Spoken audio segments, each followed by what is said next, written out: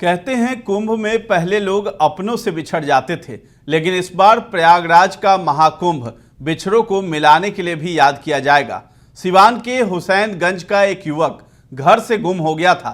परिजनों ने बहुत ढूंढा पर कहीं कुछ पता नहीं चला।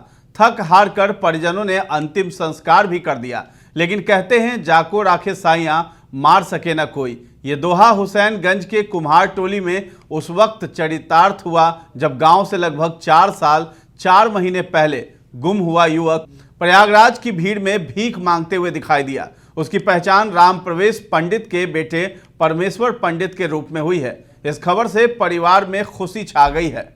दरअसल बिहार के सिवान में रहने वाला एक लड़का करीब 4.5 साल पहले लापता हो गया था। जिले के हुसैनगंज थाना क्षेत्र के उत्तर मोहल्ला कुम्हार टोली का रहने वाला परमेश्वर को प्रयागराज महाकुंभ स्नान करने गए उसके दोस्तों की नज़र उस पर पड़ गई तो वो लोग पहचान लिए उसको। उसके बाद पुलिस और दोस्तों की मदद से युवक अपने परिवार से मिल सका है।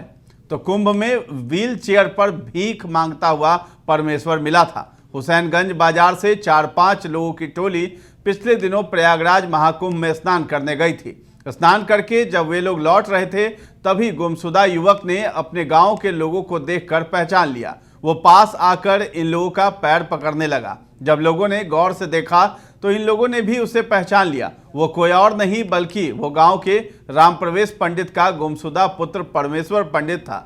दरअसल परमेश्वर जन्म से ही गूंगा और विकलांग था, इसलिए न तो वो चल सकता था न ही बोल सकता था। परमेश्वर भले ही बोल नहीं सकता था, लेकिन उसने इशारों में सारी कहानी कह डाली। उसे गांव के लोगों के साथ इस तरह बात करता देख वहां मौजूद भीख मांगने वाले गिरोह का सरगना आ गया। वो परमेश्वर को अपना छोटा भाई बताते हुए उसे जबरदस्ती अपने साथ ले जाने लगा, लेकिन परमेश्वर गांव के लोगों का पांव छोड़ने का नाम नहीं ले रहा था। देखते ही देखते वहां लोगों की भीड़ जमा हो गई। मामले की जानकारी पुलिस को मिली। इसके बाद सभी को थाने ले जाया गया है। प्रयागराज की पुलिस ने थाने में ले जाकर पूछताछ की।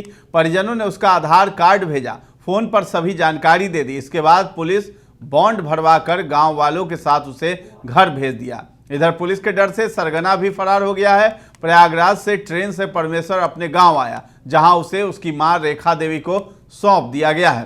छठ के खाए नहाए के दिन रहे, हमू नहाइनी, इनहू के नहवनी।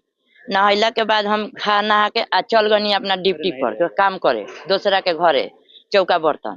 आ ई बारन त एजी से हमरा पीछे ही गइलन संग ही आ जाके पीछे से बाजार से चट्टी पर से अब काज ने सिवान गइलन, सिवाने से एथी गायब हो गइलन। हाँ, साल पहले दिसंबर में 2020 में 2020 में हाँ, नवंबर के दिन रहे।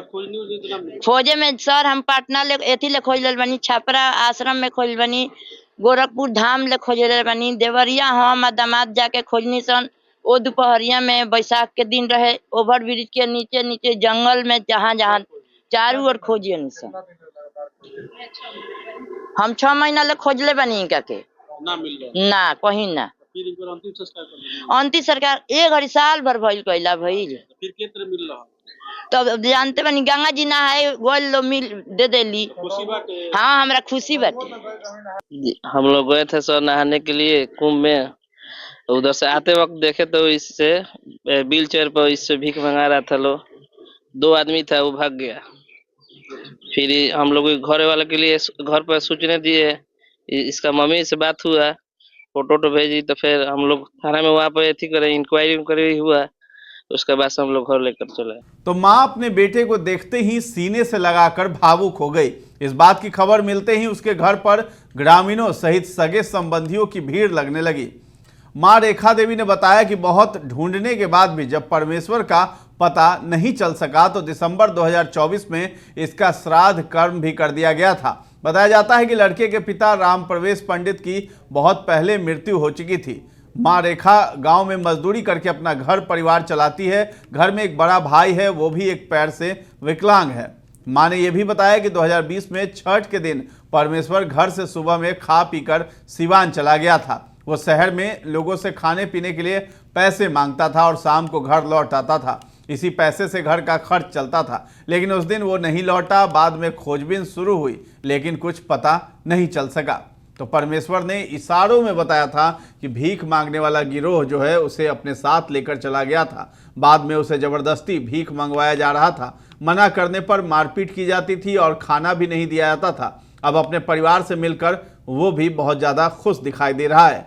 तो फिलहाल इस खबर में इतना ही है। दर्श न्यूज़ के साथ बने रहें और अभी तक हमारे चैनल को आपने सब्सक्राइब नहीं किया है तो जरूर कर लें। धन्यवाद।